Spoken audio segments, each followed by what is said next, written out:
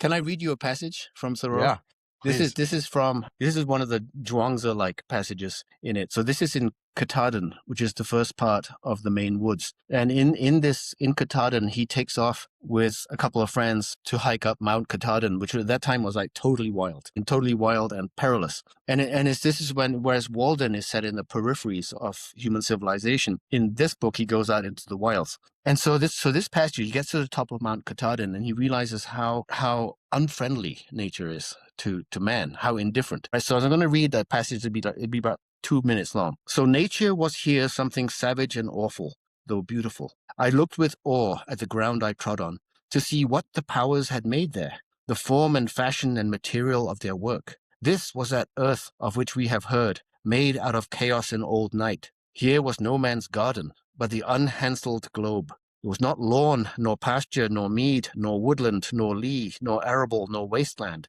It was the fresh and natural surface of the planet Earth, as it was made forever and ever, to be the dwelling of man, we say. So nature made it, and man may use it if he can. Man was not to be associated with it. It was matter, vast, terrific, not his mother Earth that we have heard of, not for him to tread on or be buried in. No, it were being too familiar even to let his bones lie there. The home, this, of necessity and fate.